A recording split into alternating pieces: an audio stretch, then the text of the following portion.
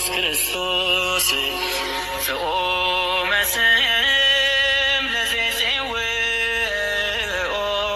ኢየሱስ ክርስቶስ ህብስተ ሕይወት ለዘይበልዖ ኢየሱስ ክርስቶስ ጽዋ መድኃኒት ለዘይሰትዮ ከመ ይባርኩነ ይፈኑ አራው ለጸባኢነ ይጽብኦ ወልታሁ ነሲኦ። ቤተ ክርስቲያንን የጸሎት የምስጋና ቤታችን በመንግሥተ ሰማያት የዘላለም ርስታችን ብላችሁ በፍጹም ልባችሁ በማመን ከቤታችሁ ተነስታችሁ ወደ ቅድስናው ስፍራ የመጣችሁ በምህረት አደባባዩ የተሰበሰባችሁ የእግዚአብሔር ልጆች አባቶች፣ እናቶች፣ ወንድሞች፣ እህቶች ሰላም እግዚአብሔር በያላችሁበት ይጠብቃችሁ። እንደምን ዋላችሁ? እንደምን ሰነበታችሁ? እንደምን ከረማችሁ?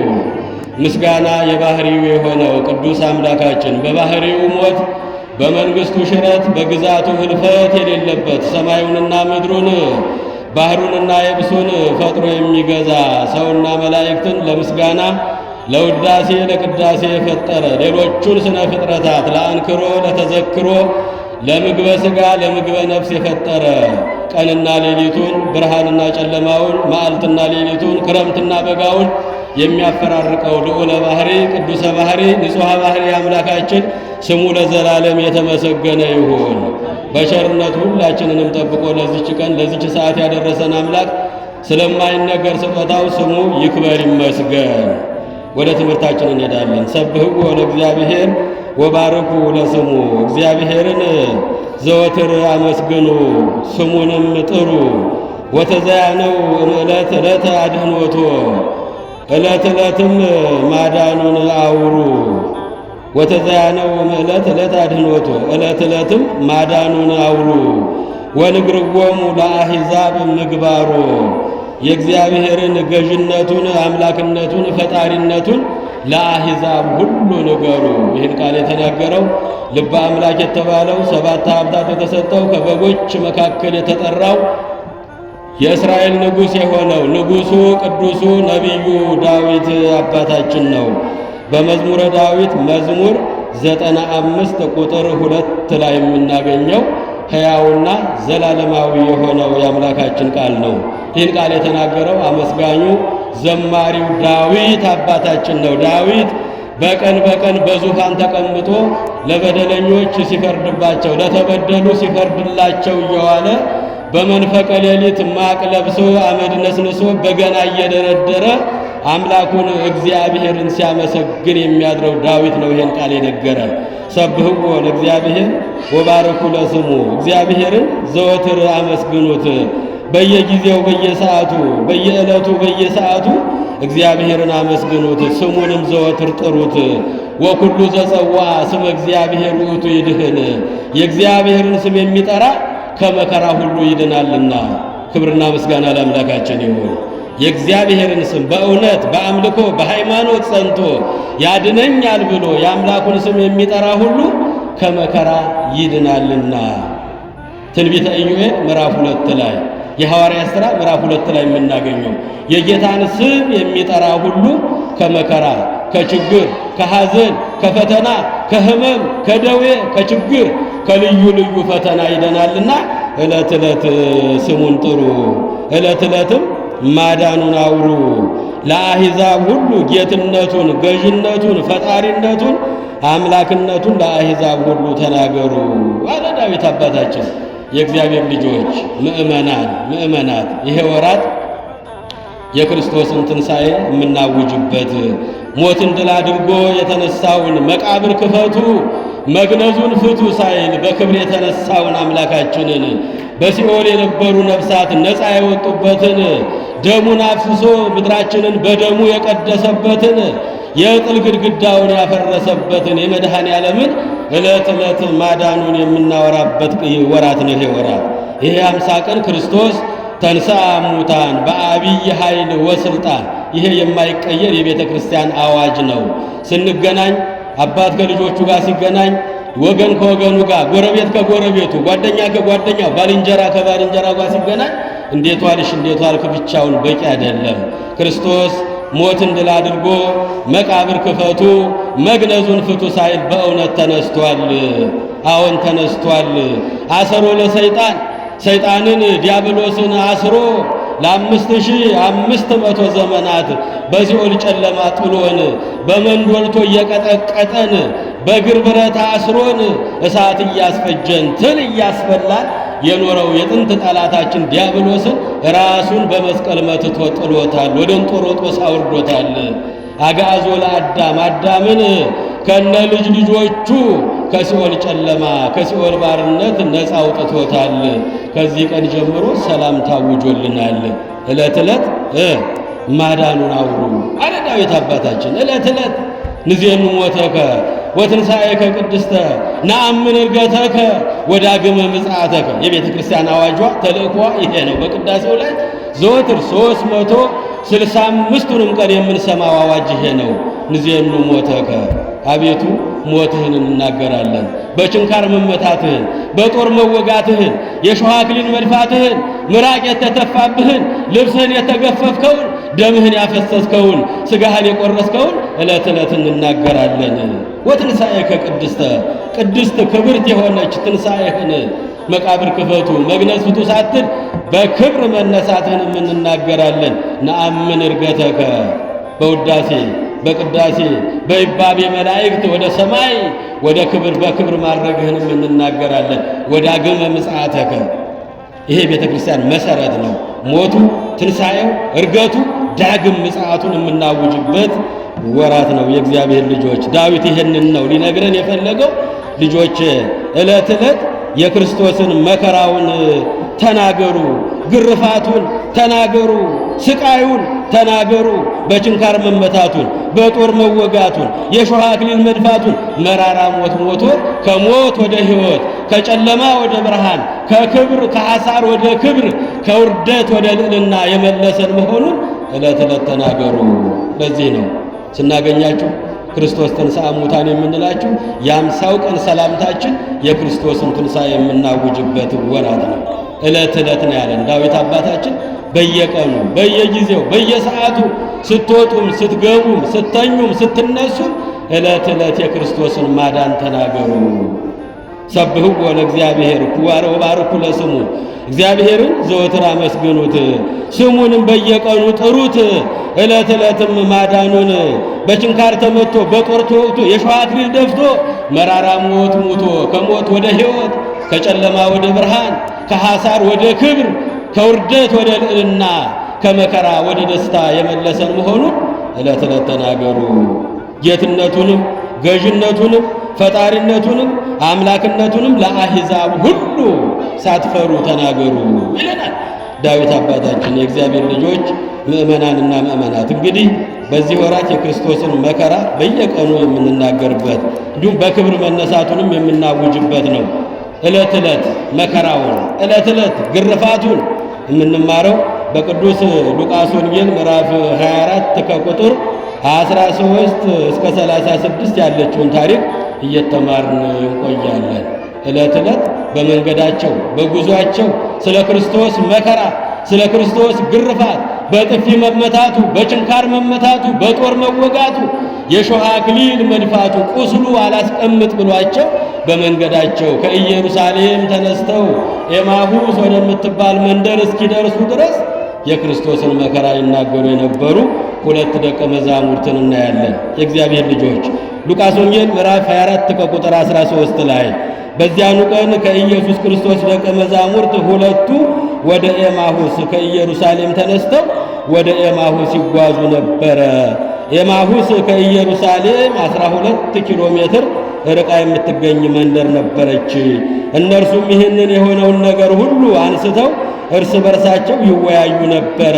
በዕለተ ዓርብ የተደረገውን ነገር እየተነጋገሩ ሄዱ ነበረ። ያን ደግ ሰው ሙት የሚያነሳውን፣ ጎባጣ የሚያቀናውን፣ እውር የሚያበራውን፣ ለምጽ የሚያነጻውን፣ በ5 እንጀራ በ2 ዓሣ የተራቡትን የሚመግበውን ያን ደጉን አምላክ እጁን እግሩን አስረው በችንካር መተው በጦር ወግተው የአይሁድ ሊቃነ ካህናት አለቆቻችን ይህን ግፍ ፈጸሙበት እያሉ ስለ ክርስቶስ መከራ ይነጋገሩ ነበረ። ሁለቱ ደቀ መዛሙርት ሉቃስና ቀለዮጳ ከ72ቱ አርድእት ሁለቱ ናቸው። የክርስቶስ ቤተሰቦች 120 ናቸው። 12ቱ ሐዋርያት፣ 36ቱ ቅዱሳት አንስት፣ 72 አርድእት 120ው ቤተሰብ ከዋለበት የሚውሉ ካደረበት የሚያድሩ ዕለት ዕለት የእጆቹን ታምራት የቃሉን ትምህርት ሲሰሙ ሲያዩ የነበሩ ናቸው። ከነዚያ ውስጥ ሁለቱ ናቸው ሉቃስና ቀለዮጳ የሚባሉ። ቁጥራቸው ከ72ቱ አርድእት የሆኑ ናቸው። ከኢየሩሳሌም ተነስተው 12 ኪሎ ሜትር ርቃ ወደምትገኘው ኤማሁስ ወደምትባል መንደር እየተጓዙ ሳለ እነርሱም ይህንን የሆነውን ነገር ሁሉ አንስተው እርስ በርሳቸው ይወያዩ ነበረ። ይህንንም በሚወያዩበት በሚያወሩበት ጊዜ ለስም አጠራሩ ክብር ይግባውና አምላካችን ፈጣሪያችን ራሱ ኢየሱስ ክርስቶስ ወደ እነሱ ቀርቦ አብሯቸው ይጓዝ ጀመረ። ክብርና ምስጋና ለአምላካችን ይሁን። ስለማን ሲያወሩ? ስለ ኢየሱስ ክርስቶስ ይነጋገሩ ነበረ። ስለ ኢየሱስ ክርስቶስ ያወሩ ነበረ። እኛ ከቤት ተነስተን ወደ መቅደሱ እስክንደርስ ድረስ ስለማን ነበር የምናወራው? የእግዚአብሔር ልጆች አሁን በመጠለያው ተቀምጠን 2 እና 3 ሆነን ስለማን ነው የምንነጋገረው? ስለ ክርስቶስ መሆን ማቻል አለበት። ስለ ክርስቶስ መከራ፣ ስለ ክርስቶስ ግርፋት፣ ስለ ክርስቶስ ግፍ የደረሰበትን መከራ የምናስብበት ስፍራ ነው። ይህ ቀራንዮ ነው። የእግዚአብሔር ልጆች ምእመናን ይህንን ነበረ። በመንገዳቸው ላይ ሌላ አጀንዳ አልነበራቸውም። በግፍ አሰሩት፣ በግፍ ገረፉት፣ በግፍ ሰቀሉት፣ በግፍ ገደሉት። ያን ሙት የሚያነሳውን እውር የሚያበራ ለምጽ የሚያነሳውን አይሁዶች ሊቃነ ካህናት ቀንተውበት ለሞት አሳልፈው ሰጡት። በችንካር ቸንክረው በጦር ወግተው የሸዋ አክሊል ደፍተው ልብሱን ገፈው ሰቀሉት፣ ገደሉት። ዛሬ 3ኛ ቀኑ ነው እያሉ በመንገዳቸው ላይ ሁለቱ ሰዎች ሲወያዩ ለስም አጠራሩ ክብር ይግባውና በመካከላቸው ተገኘላቸው። በስሜ 2ም 3ም ሆናችሁ ስትሰበሰቡ በመካከላችሁ ምን እላለሁ አለ? እገኛለሁ አለ። አሁን በመካከላችን የለም መድኃኔዓለም አለ? የለም? የእግዚአብሔር ልጆች ቃሉ ዘላለማዊ ነው። ሰማይና ምድር ያልፋል፣ ቃሉ ግን ለዘላለም ጸንቶ ይኖራል። በስሜ እኔን አምናችሁ በቤቴ 2 3 ከዚያም በላይ ሆናችሁ ብትሰበሰቡ እውነት እውነት እላችኋለሁ በመካከላችሁ እገኛለሁ። አሁን በመካከላችን አለ መድኃኔዓለም ሊባርከን፣ ሊያጽናናን፣ ሊያረጋጋን፣ እረፍት ሊሰጠን፣ ሰላም ሊሰጠን፣ ያጣነውን ሰላም ሊመልስልን መድኃኔዓለም በመካከላችን አለ። በመካከላቸው ተገኘላቸው። እነሱ ግን አላወቁትም ነበረ። እንዳያውቁት አይነ ልቡናቸው ተይዞ ነበረ ይላል ታላቁ መጽሐፍ ቅዱስ። ሉቃስ ወንጌል ምዕራፍ 24 ከቁጥር 13 ጀምረን ስናነብ የምናገኘው ነው። ስለሱ ስለ ግርፋቱ ስለ መከራው በሚወያዩ በሚያወሩበት ጊዜ ለስም አጠራሩ ክብር ይግባውና አምላካችን ወደ እነርሱ ቀርቦ አብሯቸው መጓዝ ጀመረ። ስለሱ ስናወራ፣ ስለሱ ስንዘምር፣ ስለሱ ስንነጋገር ሕይወት መድኃኒት የሆነው ቃሉን ስንሰማ በመካከላችን ይገኛል። በስሜ 2ም 3ም ሆናችሁ ለምስጋና ለጸሎት ቃሌን ለመስማት በምትሰበሰቡበት ቦታ በመካከላችሁ እሆናለሁ እኔ። የእግዚአብሔር ልጆች አሁን እኮ አምላካችን በመካከላችን ነው። ሰላም ሊሰጠን ሊባርከን፣ ሰላም ለሁላችሁ ይሁን ሊለን አምላካችን ሰላም ላጣነው ሁሉ መረጋጋት ላጣነው ሁሉ ሰላም ሊሰጠን አሁን በመካከላችን አለ። እንዳንጠራጠር በፍጹም ልባችን እንመን፣ በፍጹም ልባችን እንመን። ሁሉ ይትካሃል ለዘያምን፣ ለሚያምን ሁሉ ይደረግለታል። አሁን በመካከላችን አምላካችን አለ። በመካከላቸው ሆኖ አብሯቸው ይጓዝ ጀመረ፣ ያደምጣቸው ነበረ። እነሱ ግን ስለ ክርስቶስ መከራ በዕለተ ዓርብ ስለሆነው ነገር ሁሉ ያወሩ ነበረ። ልባቸው በሐዘን ተነክቶ ነበረ። እያዘኑ እየተከዙ እያለቀሱ ከንባ ጋራ የዓርቡን መከራውን ይናገሩ ነበር። እሱም አብሯቸው ይጓዝ ነበረ። በጉዞ ላይም ሳላችሁ የምትነጋገሩት ይህ ነገር ምንድነው አላቸው መድኃኔዓለም። እየሰማችሁኝ ነው? ከቃሉ ጋር ናችሁ እግዚአብሔር ልጆች። በጉዞ ላይ ሳላችሁ፣ በመንገድ ላይ ሳላችሁ ብዙ ሰዓት አብሬያችሁ ተጉዣለሁ። ሌላ ወሬ የላችሁም። ይሄ የምታወሩት አዲስ ነገር ምንድነው? አዲስ ነገር እኮ ነው አይደል? በኢየሩሳሌም ላይ የተፈጸመ የእግዚአብሔር ልጆች አዲስ ነገር ተፈጽሟል እኮ። ለዚህ ነው እነሱ እኮ ሳያርፉ ይነጋገሩ የነበሩት በዚህ ጉዳይ ነው። ይህ የምትነጋገሩት አዲሱ ምንድነው? ምንድን ነገር ነው አላቸው። እነርሱም እያዘኑ ቀጥ ብለው ቆሙና ትክ ብለው አዩት፣ ግን እሱ መሆኑን አላወቁትም። ከእነርሱም አንዱ ቀለዮጳ የሚባለው በኢየሩሳሌም ከተማ ሆነህ በእነዚህ 3 ቀኖች የሆነውን ነገር አታውቅምን አሉት። አንተኑ ነግዳ ለኢየሩሳሌም፣ አንተ ለኢየሩሳሌም እንግዳ ነህን? በኢየሩሳሌም ከተማ የተሰራውን ግፍ አልሰማህምን?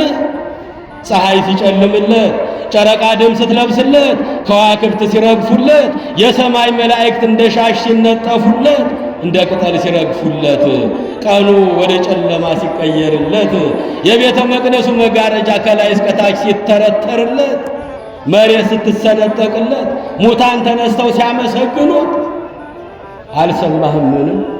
የለህምን? አንተ ለኢየሩሳሌም እንግዳ ነህን አሉት የእግዚአብሔር ልጆች። ማንን ነው እንደዛ የሚሉት? ማንን ነው? ጮክ ብላችሁ ንገሩ። አምላካችን ፈጣሪያችን ኢየሱስ ክርስቶስን ነው እንደዛ የሚሉት። የለህም ነበር? በእስራኤል ምድር በኢየሩሳሌም አካባቢ አልነበርክምን? ፀሐዩ ሲጨልም፣ ጨረቃው ደም ሲለብስ፣ ከዋክብት ሲረግፉ፣ የቤተ መቅደሱ መጋረጃ ሲተረተር፣ እጽዋቶች ቅጠላቸው እርግፍ ሲል፣ ወንዞች ሲደርቁለት፣ ሰማዩና ምድሩ ሲያለቅስለት፣ የሰው ልጆች እንዳያዩት ዓይናቸው ታውሮ ስቀለው ስቀለው ግደለው ግደለው እያሉ በጡጫ በርግጫ ሲፈራረቁበት የለህምን ኢየሩሳሌም ላይ አሉት። ማንን ነው እንደዛ የሚሉት? ማንን ነው ልጆች? የራሱን አምላካችን ፈጣሪያችን ኢየሱስ ክርስቶስ ነው። እነሱ ግን እንዳያዩት ዓይነ ልቡናቸው ታውሮ ነበረ። ግን ያ ስቃይ፣ ያ መከራ፣ ያ ግርፋት ልባቸው ተነክቶ በሐዘን ተነክቶ ስለሱ ብቻ ይነጋገሩ ነበረ። እባካችሁ የእግዚአብሔር ልጆች ስለ እግዚአብሔር ብቻ እናውራ፣ ስለ እግዚአብሔር ብቻ እንነጋገር። በተለይም ወደ መቅደሱ መጥተን ሌላ አጀንዳ ይዘን አንምጣ። እግዚአብሔር ጸሎታችንን እንዲሰማ፣ ጥያቄያችንን እንዲመልስ። ንዜኑ ሞተከ ወትንሣኤከ ቅድስተ፣ ሞትህን እንናገራለን፣ መገረፍህን እንናገራለን፣ መሰቀልህን እንናገራለን። ሞትን ድል አድርገህ በክብር መነሳትህንም እናውጃለን። ነአምን ዕርገተከ፣ በክብር ማድረግህንም እንናገራለን። ዳግመኛ ለፍርድ ሰማዩንና ምድሩን ለማሳለፍ ተመልሰ መምጣትህንም እንናገራለን። የቤተ ክርስቲያን አዋጇ ይሄ ነው። ወደ መቅደሱ ስንመጣ መከራውን፣ ስቃዩን፣ ግርፋቱን፣ ቀራንዮውን፣ መስቀሉን ስናይ እንባችንን አፍሰን ጸሎት አድርሰን በተሰበረ ልቦና አመስግነን ነው መውጣት ያለብን። የዓለሙን ጫጫታውን ከዚያ በኋላ እንተው። የእግዚአብሔር ልጅ ስለሱ ብቻ እናውራ። ስለሱ ብቻ ስላወሩ፣ ስለሱ ብቻ ስለ ስቃዩ፣ ስለ መከራው ስለተነጋገሩ በመካከላቸው ተገኘላቸው። በመካከላችሁ እገኛለሁ ስላለ ስሜን እየጠራችሁ እያመሰገናችሁ ስለ እኔ ጉዳይ በሁለትና ሶስት ሆናችሁ ስትገናኙ በመካከላችሁ እገኛለሁ አለ። እነርሱም እያዘኑ ቀጥ ብለው ቆመው ተመለከቱት። ከእነርሱም አንዱ ቀለዮጳ ይህ በኢየሩሳሌም ላይ የተደረገውን ነገር አልሰማህምን? የተፈጸመውን ነገር አላወቅህምን? አንተ ለኢየሩሳሌም እንግዳ ነህን? ኢየሱስ ክርስቶስም ለስም አጠራሩ ክብር ይግባውና ምንድነው እርሱ? እስቲ በዝርዝር አስረዱኝ አላቸው። እስቲ ንገሩኝ የሆነውን ነገር። አልሰማሁም፣ እኔ እንግዳ ነኝ አላቸው። እንግዳ መስሎ መጣ መድኃኒዓለም። እንግዳ መስሎ ወደ ቤታችን ይመጣል። ባይተዋር መስሎ፣ የሰው ሀገር ሰው መስሎ፣ ደሃ መስሎ ወደ ቤታችን ሊመጣ ይችላል። እግዚአብሔር ልጆች፣ እግዚአብሔር በአንድም በሌላም በብዙ ነገር ሊገለጥ ይችላል። በፍጹም አልጠረጠሩም። እሱ ይሆናል ብለው በፍጹም አላወቁትም። ምንድነው እርሱ የተደረገው ኢየሩሳሌም ላይ? በሉ ንገሩኝ እስቲ አላቸው። እነርሱም እንዲህ ሲሉ መለሱለት፣ በናዝሬቱ በኢየሱስ ክርስቶስ ላይ ስለተፈጸመው ግፍና መከራ ነዋ የምንነጋገረው አሉት። ስለማን አሉት? ስለማን አሉት? በናዝሬቱ በኢየሱስ ክርስቶስ ላይ ስለተፈጸመው ግፍና መከራ ነው የምናወራው። እርሱም በእግዚአብሔርና በሰዎች ሁሉ ፊት በቃልና በሥራ በሞገስም የከበረ ነው።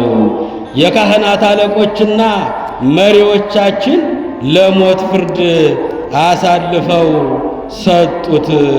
ከሰጡት በኋላ ሰቀሉት፣ ገደሉት፣ ቀበሩት እያሉ ዝርዝር ጉዳዩን ለባለቤቱ ለመድኃኔዓለም ይነግሩት ነበረ።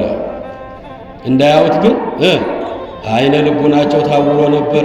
ዛሬም እንዳያውቁት እኮ አይነ ልቡናቸው የታወረባቸዋል። የእግዚአብሔር ልጆች ሙት የሚያነሳው፣ ጎባጣ የሚያቀናው፣ ዕውር የሚያበራው፣ ለምጽ የሚያነጻው፣ ሰማዩንና ምድሩን ባህሩንና የብሱን ፈጥሮ የሚገዛውን አምላክ ፈጣሪያቸውን ፍጡር የሚሉ ሁሉን ማድረግ የሚችለውን አማላጃችን የሚሉ ብዙዎች አሉ። አይነ ልቡናቸው የታወረባቸው፣ አይነ ልቡናቸው ታወረ ነበር።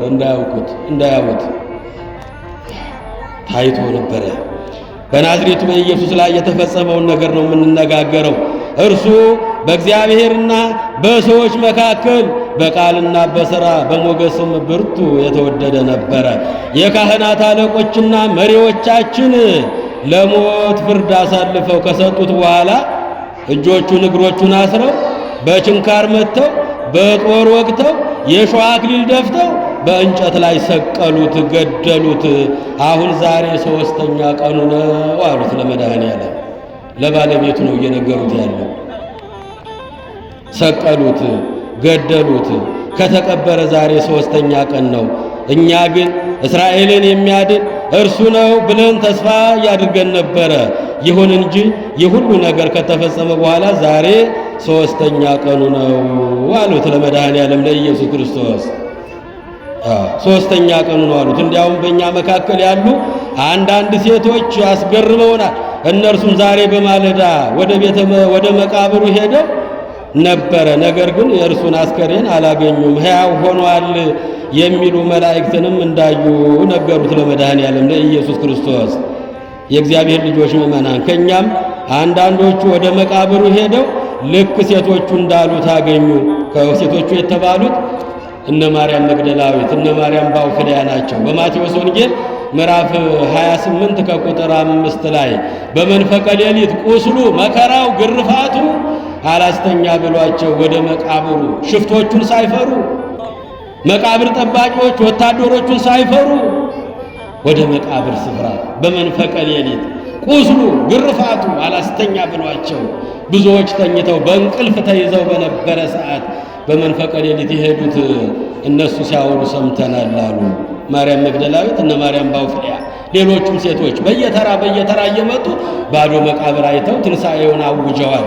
በየከተማው እየዞሩ እነሱን ነው ይነግራቸው የነበረው።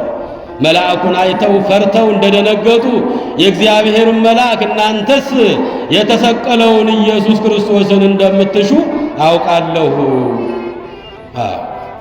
ዳአሙ ተንሥአ በከመ ይቤ እንደተናገረ ተነስቷል፣ በዚህ የለም፣ አትፍሩ፣ ኑና ባዶ መቃብሩን እዩ ብሎ የእግዚአብሔር መልአክ ቅዱስ ሚካኤል ድንጋዩን አንከባሎ መቃብሩን ያሳያቸው እሱ ነው። እነሱ ግን ፈርተው ነበረ። የእግዚአብሔር መልአክ ከሰማይ ሲወርድ መሬት ተንቀጠቀጠች። 400 ጭፍራ ወታደሮች መቃብሩን የሚጠብቁ ሰይፍ ይዘው ጎራዴ ይዘው መሳሪያ ይዘው ይጠብቁ የነበሩ የመልአኩን ድምፅ ሲሰሙ በልባቸው ድፍት ብለው እንደ በድን ሆኑ። የመልአኩ ድምፅ ሲሰሙ የእግዚአብሔር ልጆች ምእመናን የመልአኩን ፊቱ እንደ ፀሐይ ያበራ ነበረ፣ ልብሱም እንደ መብረቅ ነጭ ነበር፣ ያብለጨልጭ ነበረ። ይህን 4 ነገር አይተው ፈርተው ነበረ። አትፍሩ፣ አይዟችሁ፣ የተሰቀለውን ክርስቶስን እንደምትሹ አውቃለሁ፣ እንደተናገረው ተነስቷል ብለው የነገሯቸውን ነው። አሁን ለሱ የሚተርኩለት የነ ማርያም መግደላዊትን የነ ማርያም ባውፍልያን ታሪክ ነው። የእግዚአብሔር ልጆች ያን ጊዜ ከኛም አንዳንዶቹ ወደ መቃብሩ ሄደው ሴቶቹ እንዳሉት እንደዚሁ ተነስቷል አሏቸው። ኢየሱስም እንዲህ አላቸው፣ እናንተስ የማታስተውሉና ነቢያት የተናገሩትን በመጽሐፍት የተጻፉትን የማታስተውሉ ከማመን የዘገያችሁ ለምንድን ነው አላቸው። በመጽሐፍት የተነገረውን ሰምተዋል፣ ነቢያት የተናገሩትን ሰምተዋል። እንደሚሞት እንደሚነሳ፣ በክብር እንደሚነሳ አምላካችን ራሱን ባለቤቱ መድኃኒታችን ኢየሱስ ክርስቶስ ተናግሯል። የእግዚአብሔር ልጆች ያልተነገረ ትንቢት የለም። በነቢያት አንደበት ሁሉ ተነግሯል። ከሰማይ እንደሚወርድ ከድንግል ማርያም እንደሚወለድ ሕፃን ተወልደ ለነ ወልድ ተውህበ ለነ፣ ሕፃን ተወለደልን፣ ወንድ ልጅም ተሰጠን፣ አለቅነትን በጫንቃው ላይ ነው፣ ስሙም ድንቅ መካር፣ ኃያል አምላክ፣ የሰላም አባት፣ የዘላለም አባት፣ የሰላም አለቃ ተብሎ ይጠራል እያሉ ከመወለዱ 700 ዓመት በፊት ቀድመው የነበሩ እነ ኢሳይያስ በትንቢት መነጽር ተናግረዋል። መውረዱ ተነግሯል፣ መወለዱ ተነግሯል፣ መሰደዱ ተነግሯል፣ መሰቀሉ ተነግሯል፣ መቸንከሩ ተነግሯል፣ ሥጋው እንደሚቆረስ ደሙ እንደሚፈስ እንደገና በክብር እንደሚነሳ ነቢያት አስቀድመው ተናግረዋል። ነቢያት የተናገሩትን በመጽሐፍት የተጻፉትን ሁሉ ከማመን የዘገያችሁ ለምንድን ነው አላቸው መድኃኔዓለም ኢየሱስ ክርስቶስ የዓለም ቤዛ መድኃኒታችን። መጽሐፍት የተናገሩትን ነቢያት ቀድመው ትንቢት የተናገሩትን እንደሚሞት እንደሚገረፍ እንደሚነሳ የተናገሩትን ከማመን ለምን ዘገያችሁ አላቸው። የእግዚአብሔር ልጆች ምእመናን ቀድሞ እኮ ያስተምራቸው ነበር። በአራቱም ወንጌላት ተጽፎ እናገኘዋለን። በማቴዎስ ወንጌል 20:19 ላይ፣ በማርቆስ ወንጌል 10:34 ላይ፣ በዮሐንስ ወንጌል 18 ላይ፣ በሉቃስ ወንጌል 18 ላይ ኢየሱስ ክርስቶስን የሰውን ልጅ ያስሩታል፣ ይገርፉታል፣ ይዘብቱበታል፣ ምራቅ ይተፉበታል፣ በችንካር ይመቱታል፣ ይገርፉታል፣ ይሰቅሉታል፣ ይገድሉታል፣ በሦስተኛው ቀን ይነሳል እያለ አስተምሯቸዋል። ግን እንዳያስተውሉ ዓይናቸው ታይዞ ነበር፣ ዓይነ ልቡናቸው ታይዞ ነበር። ዛሬም ይህን ቃል እየተናገሩ የማያስተውሉ ሰዎች አሉ። ማየት ታያላችሁ፣ ነገር ግን አትመለከቱ፣ መስማትም ትሰማላችሁ፣ ነገር ግን አታስተውሉም አለ ኢሳይያስ፣ ነቢየ ልዑል ኢሳይያስ ምዕራፍ 6ኛው ምዕራፍ ላይ ማየትን ታያላችሁ አትመለከቱም፣ መስማትን ትሰማላችሁ ነገር ግን አታስተውሉም፣ የዚህ ሕዝብ ልቡ ደንድኗል፣ ከድንጋይ ጠጥሯል ይላል። ይሄ ቃል በመጽሐፍ ቅዱስ ተቀምጧል። የእግዚአብሔር ልጆች እነዚህ ሁለት ደቀ መዛሙርት ግን እንዳያዩት ዓይነ ልቡናቸው ታውሮ ነበር፣ መነሳቱንም እየተጠራጠሩ ነበረ። በአራቱም ወንጌላት ኢየሱስ ክርስቶስ ራሱ ባለቤቱ ያስሩታል፣ የሰው ልጅ ክርስቶስን ያስሩታል፣ ይዘብቱበታል፣ ይተፉበታል፣ ይገርፉታል፣ ይሰቅሉታል፣ ይገድሉታል፣ በሦስተኛው ቀን ሞትን ድል አድርጎ ይነሳል ያለውን ከመስማት የዘገያችሁ የማታስተውሉ ለምንድን ነው አላቸው መድኃኒታችን ኢየሱስ ክርስቶስ። የእግዚአብሔር ልጆች እናንተ የማታስተውሉና ነቢያት የተናገሩትን በመጽሐፍት ሁሉ የተጻፉትን ከማመን የዘገያችሁ ለምንድን ነው አላቸው። ክርስቶስ ይህንን ሁሉ መከራ መቀበል እንደሚገባው የተነገረውን ትንቢት ለምን አላስተዋላችሁም አላቸው። ከዚህ በኋላ ከሙሴና ከነቢያት መጻሕፍት ጀምሮ በቅዱሳት መጻሕፍት ሁሉ ስለ እርሱ የተነገረውን እየጠቀሰ ያስረዳቸው ነበረ። ቀድመው እነ ነቢያት እነ ነቢዩ ዳዊት ሞትን ድል አድርጎ እንደሚነሳ ወተንሥአ እግዚአብሔር ከመ ዘንቃህ እምነዋም ወከመ ኃያሉ ህዳገ ወይን ወቀተለ ጸሮ በድሬሁ እያሉ እነ ዳዊት አባታችን የዘመሩትን ይነግራቸው ነበረ። የእግዚአብሔር ልጆች መዝሙር 77 ቁጥር 65 ላይ የነቢያትን ቃል እየጠቀሰ አስተማራቸው። የተኛ ሰው ከእንቅልፉ ፈጥኖ እንደሚነሳ 3 መዓልትና 3 ሌሊት በመቃብር አድሮ እግዚአብሔር ተነሳ አለ ዳዊት አባታችን።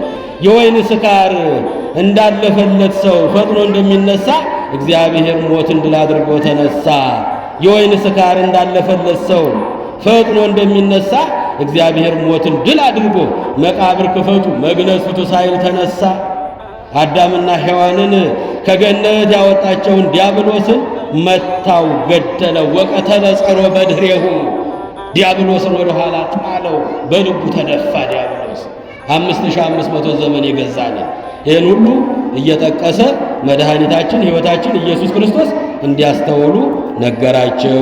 ነገር ግን እነሱ እንዳያስተውሉ ልባቸው ታውሮ ነበረ። ክርስቶስም ይህን ሁሉ የመጽሐፍትን ቃል እየጠቀሰ ነገራቸው። እነርሱም ወደሚሄዱበት መንደር በቀረቡ ጊዜ ኢየሱስ አልፎ የሚሄድ መሰለ። እነርሱ ግን ቀኑ መሽቷልና አሉት መድኃኔ ዓለም ኢየሱስ ክርስቶስን ወአገበርዎ ወይቤልዎ ንበር ምስሌነ እስመ መሴየ ወተቆልቆለ ፀሐይ፣ እባክህ ፀሐዋን ልትገባ ነው፣ ቀኑም መሽቷል፣ ብቻህን አትሂድ፣ እኛ የምናርፍበት ሰፈራችን ደርሰናልና ከኛ ጋር ግባና ከኛ ጋር ይደርልን አሉት። እየሰማችሁ ነው። ከቃሉ ጋር ናችሁ? ልዑል እግዚአብሔር ከሁላችን ጋር ይሁን። እዚህ ላይ የምንማረው እንግዳ ተቀብሎ ማስተናገድ ብዙ በረከት አለው። እየሰማችሁ ነው? እግዚአብሔር ልጆች እባክህ ቀኑ መሽቷል። ወደፊት አስፈሪ ቦታ ነው። ብቻህን አትዘልቀውም መንገዱን። እኛ ሰፈራችን ደርሰናል፣ ማደሪያ ቦታችን ደርሰናልና እባክህ ከኛ ጋር ገብተህ እደርልን ብለው አጥብቀው ለመኑት። አጥብቀን እንለምነው። ለምኑ ይሰጣችኋል፣ ፈልጉ ታገኛላችሁ፣ አንኳኩ ይከፈትላችኋል። ለመኑት፣ አጥብቀው ለመኑት። ብቻህን አትሂድ አሉት። እንግዳ ሲገባ በረከት ይገባል።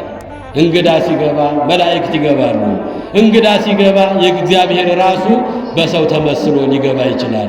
ወይ ትርሱ ተቀብሎ ነግድ አለ ብርሃነ ዓለም ቅዱስ ጳውሎስ ለዕብራውያን ሰዎች ምዕራፍ 13 ቁጥር 4 ላይ ከሁሉ ሥራ አስቀድማችሁ እንግዳ ተቀብሎ ማስተናገድን አትርሱ። የመሸበትን ግባ በሞት የደር ማለትን አትርሱ። በእሱ ላይ አድሮ እግዚአብሔር ይገባል፣ ይጎበኛችኋል። ወይ ትርሱ ተቀብሎ ነግድ እንግዳ ተቀብሎ ማስተናገድን የመሸበትን ወራት የባሰውን መጠጊያ ያጣውን የሚቀምሰው የሚልሰው ያጣውን ሰው ተቀብሎ ማስተናገድን አትርሱ። የጽድቅ ዋናው ሚዛኑ መለኪያው ይሄ ነው። የእግዚአብሔር ልጆች እንግዳ በሆነ አልተቀበላችሁኝም ነው። የሁላችንም ነፍስ ጥያቄ የሚቀርብላት ይሄ ነው። ሁላችንም በሱ በፍርድ አደባባይ በፍርድ ወንበር በሱ ዙፋን ፊት ስንቆም እንግዳ በሆነ አልተቀበላችሁኝም አትለፈን አሉት። ቀኑ መሽቷል አሉት። ብቻህን አትሄድ፣ ብዙ ነገር ሊገጥም ይችላል አሉት። ሰው መስሎ ነው መካከላቸው የተገኘው መድኃኔዓለም። እባክህን ግባና ከኛ ጋር እደር። የበላነውን በልተህ እኛ ከምናድርበት አድረህ ሲነጋ ወደ አሰብክበት ትሄዳለህ። እባክህ ግባና ከኛ ጋር እደርልን። ወአገበርዎ ወይቤልዎ ንበር ምስሌነ እስመ መሴ ወተቆልቆለ ፀሐይ። ፀሐዋም እየገባች ነው፣ ቀኑም እየጨለመ ነው፣ ምሽት እየመጣ ነው። እስኪ ነጋ ድረስ ከኛ ጋር ግባና እደር ብለው አጥብቀው ለመኑት። አቤት በረከት ሊያፍሱ እኮ ነው የእግዚአብሔር ልጆች ምእመናን። ዝም ብለው ሸኝተውት ቢሆን በረከታቸውን አጥተው ነበረ። ዛሬም በእያንዳንዳችን ደጃፍ ላይ ቆሞ ያንኳኳል መድኃኔዓለም። ክፈቱልኝ ልግባ ይላል። በእያንዳንዳችሁ ደጃፍ ላይ ቆሜ አንኳኳለሁ። ማንም ሰው ድምፄን ሰምቶ ደጁን ቢከፍትልኝ ወደ ውስጥ እገባለሁ፣ ከእርሱ ጋር አራት እበላለሁ፣ እሱም ከኔ ጋር አራት ይበላል። ዮሐንስ ራእይ ምዕራፍ 3 ቁጥር 20 ላይ በእያንዳንዳችን ደጃፍ በተለያየ ነገር ተመስሎ እግዚአብሔር በደጃፋችን ያንኳኳል። ክፈቱልኝ ልግባ ይላል። ሊባርከን፣ ሊያረጋጋን፣ ሰላም ሊሰጠን፣ ኃጢአትና በደላችንን ሊደመስስልን፣ ነፍስ ስጋችንን ሊቀድስልን ነው የሚገባው። የእግዚአብሔር ልጆች ምእመናን እባክህ ግባ፣ አትለፈን፣ አልፈህን አትሂድ። ፀሐዩ ጨልሟል፣ ፀሐዩ እየገባ ነው፣ ቀኑ መሽቷል። እኛ ቤታችን ደርሰናል። ከኛ ጋር ግባና የበላነውን በልተህ እኛንም ባርከህ ትሄዳለህ ሲነጋ ከኛ ጋር ግባልን ብለው አጥብቀው ለመኑት። እኛ እንግዳ እንቀበላለን። የእግዚአብሔር ልጆች ዛሬ ዘመኑም ክፉ ነው። እንግዳ መስሎ የሚመጣም ሽፍታም አለ፣ ሌባም አለ፣ ዘራፊም አለ። በእርግጥ ዘመኑ ከባድ ነው። ጥንቃቄ ያስፈልጋል። ጥንቃቄ ይጠብቃችኋል፣ ማስተዋል ከመከራ ያወጣችኋል ይላል መጽሐፍ ቅዱስ። ጥንቃቄ ይጠብቃችኋል፣ ማስተዋል ከመከራ ይጋርዳችኋል ተብሎ ተጽፏልና የሚገባው የሚወጣው ነው። ጠንቀቅ ማለት ይገባል። እባክህን አትለፈን፣ ከኛ ጋር እደር። ቀኑ መሽቷል፣ ፀሐዩም መጥለቋ ነው። ስለዚህ ከኛ ጋር ገብተህ እዚህ እደር፣ ሲነጋ ትሄዳለህ ብለው አጥብቀው ለመኑት። በዚህ ምክንያትም እሺ ብሎ ከነርሱ ጋር ወደ ቤታቸው ገባላቸው። እኛንም እሺ ይበለን መድኃኔዓለም። ለምኑ ብሎናል። መለመን ነው። የእግዚአብሔር ልጆች ለመኑት እኮ ነው። አጥብቀው ለመኑት። አትለፈን፣ ግባልን ከቤታችን፣ ብቻህን አትሂድ፣ ቀኑ መሽቷል። እንግዳ መቀበል ዋጋ ያሰጣል፣ በረከት ያሰጣል። ሚካኤልና ገብርኤል በሎጥ ቤት ገብተው ሎጥ ሰዶምና ገሞራ እሳት ሲወርድባት እሳት ሲበላት ሀገሪቱ ስትጠፋ ሎጥ ከነ ቤተሰቡ ያወጡት ሚካኤልና ገብርኤል በእንግዳ ተመስለው በምሽት በዚህ ሰዓት ገብተው ነው።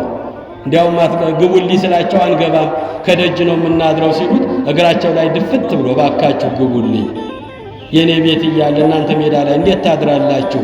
እግዚአብሔር ይታዘበኝ የለምን? እግራችሁን ልጠባችሁ፣ ምግብ አለ ብሉልኝ፣ ጠጡልኝ፣ መኝታም አዘጋጅቻለሁ፣ እባካችሁ ግቡልኝ አለ። እግራቸው ላይ ተደፋ። ሚካኤልና ገብርኤል ወደ ቤቱ ገቡ። እንግዳ ተመስሎ እግዚአብሔር ይመጣል። ሚካኤል ይመጣል፣ ገብርኤል ይመጣል፣ ጻድቃን ቅዱሳን ይመጣሉ። የእግዚአብሔር ልጆች ሚካኤልና ገብርኤል ገቡ። ሊነጋጋ ሲል ያው የነበረውን ታሪኩን ታውቁታላችሁ። አንድ ቀን ትምህርት ስለሆነ ነው ያለሁት። ሊነጋጋ ሲል እዚች ሀገር ላይ እሳት ይዘንባል፣ እግዚአብሔር ተቆጥቷል፣ ኃጢአትና በደላቸው ከፊቱ ደርሷል፣ እሳት ሊያወርድባት ነውና ልጆችህን ቤተሰቦችን ሰብስብና ተከትለህን እንውጣ። ወደ ኋላ መለስ ብላችሁ እንዳታዩ። እኛ ስንወጣ ከተማውን ለቃችሁ ስትወጡ ከሰማይ እሳት ይወርዳል፣ አገሪቱን ይበላታል፣ እንዳልነበረች ትሆናለች አሉት። ያን ጊዜ ልጆቹን ቤተሰቡን ሚስቱን ሰበሰበና ወጣ። አገሪቱን ለቀው ጨርሰው ከወጡ በኋላ መለስ ብላ የሎጥ ሚስት ተመለከተች። እሳት እየወረደ በጭስ ተሞልታለች አገሪቱ። ድኝ ሆናለች፣ እየጨሰ ነው ያለው አገሪቱ። እግዚአብሔር ልጆች ትውልዱ በሙሉ ጠፍቷል፣ ረግፏል። እሳት በላው፣ እሳት አቃጠለው። ወይ አገሬ ሰዶም፣ አገሬ ገሞዳ፣ እግዚአብሔር አምላክ ባላወቀው ፈርዶ አገሬ ሰዶም አደረገሽ ባዶ ብላ ዞር ስትል የመልአኩን የቅዱስ ገብርኤልን ቃል ስለተላለፈች እዚያው ላይ የጨው ሐውልት ሆና ቀርታለች። እንግዳ ሆነው የመጡት ሚካኤልና ገብርኤል ናቸው። ወይ ትርስዎ ተቀብሎ ነግድ። የእግዚአብሔር ልጆች ከሁሉ ሥራ አስቀድማችሁ እንግዳ መቀበል፣ ማስተናገድ፣ የተቸገረን መርዳት አትርሱ። አንዳንዶች ሳያውቁ ቅዱሳን መላእክት በቤታቸው ገብተው ተስተናግደውላቸዋልና እባክህ ግባና ከኛ ጋር እደርልን፣ ቀኑ መሽቷል፣ ፀሐዩም ጠልቁ መጥለቋ ነው፣ ስለዚህ ከኛ ጋር ገብተህ እደር ብለው አጥብቀው ለመኑት።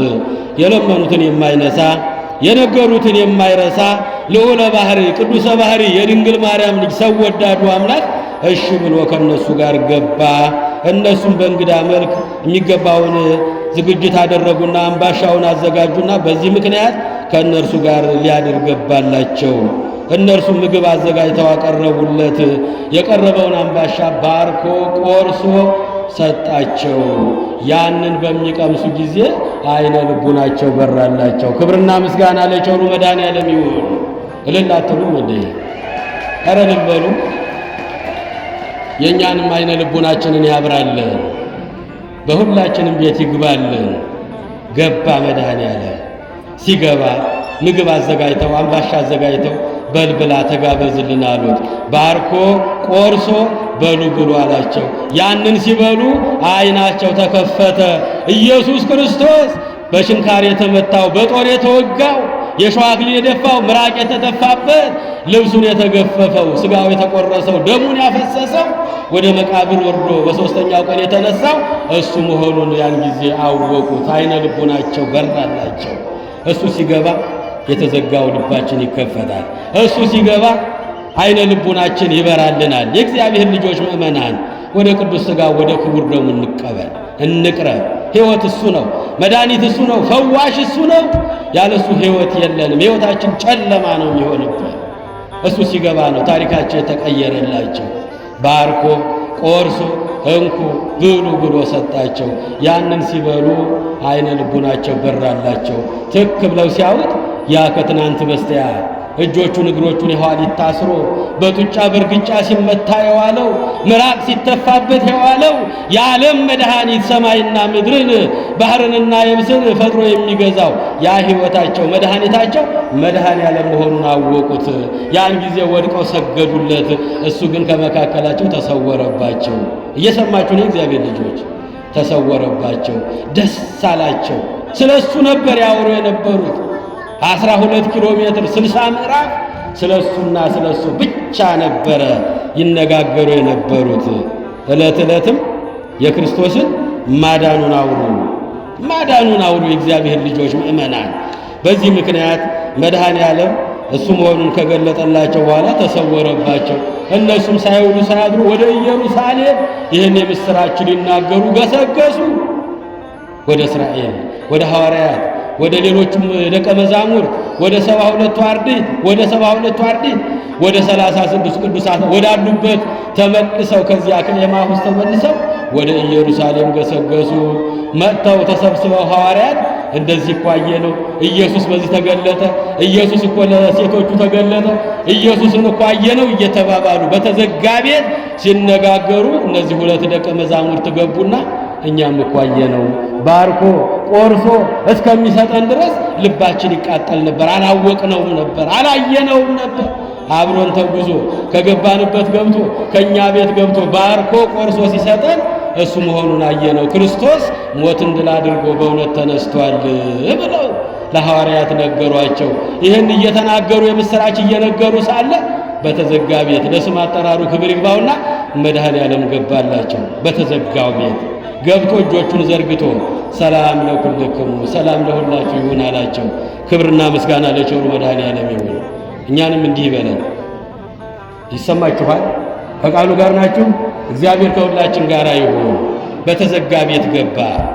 በተዘጋ መቃብር መቃብሩን ክፈቱ ድንጋዩን አንከባሉ ሳይል መቃብሩ እንደተዘጋ ብድግ ብሎ በአምላክነቱ የተነሳ በእመቤታችን በድንግል ማርያም ማኅፀን በእህቱም ድንግልና ተጸንሶ በእህቱም ድንግልና የተወለደው አምላክ በእህቱም ድንግልና የተወለደው አምላካችን ኢየሱስ ክርስቶስ መቃብር ክፈቱ መግነዝ ፍቱ ሳይል ከተዘጋው መቃብር ውስጥ የወጣው ጌታ በተዘጋው አዳራሽ ውስጥ በየት ገባ የማይባል ገብቶ በመካከላቸው ቆሞ ሰላም ለእናንተ ይሁን አላቸው። ሰላም ለእናንተ ይሁን አላቸው። አዎ ሰላም ለእናንተ ይሁን አላቸው። እጆቹን ዘረጋና ባረካቸው። እኛንም መድኃኔዓለም ይባርከን ሁላችንን። አይዟችሁ አላቸው። አትፍሩ አላቸው። አትጠራጠሩ አላቸው። እኔ ነኝ አላቸው። በችንካር የተመታሁት እኔ ነኝ፣ በጦር የተወጋሁት እኔ ነኝ፣ የሾህ አክሊል የደፋሁት እኔ ነኝ፣ ልብሴን የተገፈፍኩት እኔ ነኝ፣ ወደ መቃብር የወረድኩት እኔ ነኝ፣ ሞትን ድል አድርጌ የተነሳሁት እኔ አባታችሁ ነኝ። አይዟችሁ አትፍሩ አላቸው መድኃኔዓለም። እኛንም ይህን ድምፅ ያሰማን መድኃኔዓለም። አዎ የእግዚአብሔር ልጆች ምእመናን ይህን ሁሉ በረከት ያገኙት እግዚአብሔርን በፍጹም ልባቸው ስለሚወዱት ሲወጡ ሲገቡ ሲቀመጡ ሲነሱ ስለሱ ብቻ ያወሩ ለነበሩት ለሁለቱ ደቀ መዛሙርት ነው ይሄ ታሪክ የተገለጠላቸው። እኛም እንደ ቅዱስ ዳዊት ሰብሕዎ ለእግዚአብሔር ወባርኩ ለስሙ እግዚአብሔርን ዕለት ዕለት አመስግኑ ስሙንም በየቀኑ ጥሩት። ወኩሉ ዘጸዋ ስም እግዚአብሔር ውእቱ ይድኅን የጌታን ስም የሚጠራ ሁሉ ከመከራ ይድናል፣ ከችግር ይድናል፣ ከሐዘን ይድናል፣ ከበሽታ ይድናል፣ ከሞትም ያድናል። የእግዚአብሔር ስም በእኔ ያመነ ቢሞት እንኳን ይነሳል። ዮሐንስ ወንጌል 11 ላይ የሞተ ያነሳል፣ የታመመ ይፈውሳል፣ ሐዘንተኛውን ያጽናናል፣ ሰላም ያጣውን ሰላም ይሰጣል። ዕለት ዕለት ስሙን እንጥራው፣ ዕለት ዕለት ማዳኑን እናውራው። ወተዘያነው ዕለት አድህኖ ዕለት ዕለትም መከራውን አውሩ፣ ግርፋቱን አውሩ፣ ሞትን ድል አድርጎ መነሳቱን አውሩ፣ ጌትነቱን፣ አምላክነቱን፣ ፈጣሪነቱን፣ ገዥነቱን ለአሕዛብ ሁሉ ንገሩ። አትፍሩ፣ አትፈሩ። በዚህ ቃል የእግዚአብሔር ልጆች ምእመናን ይሄ ነው የአምላካችን ሕይወት የሆነው ቃሉ ይሄ ነው። እነዚህ ሁለት ደቀ መዛሙርት ስለሱ ብቻ ይነጋገሩ ነበረ። ሌላ የሚያወሩት አጥተው አይደለም። ብዙ ጉዳይ አለባቸው። ብዙ ምድራዊ ስጋዊ ዓለማዊ ፍላጎት አለባቸው። ነገር ግን የሚያወሩት ስለ ኢየሱስ ክርስቶስ ብቻ ነበረ። በእውነት ከፈለጋችሁ ታገኙኛላችሁ።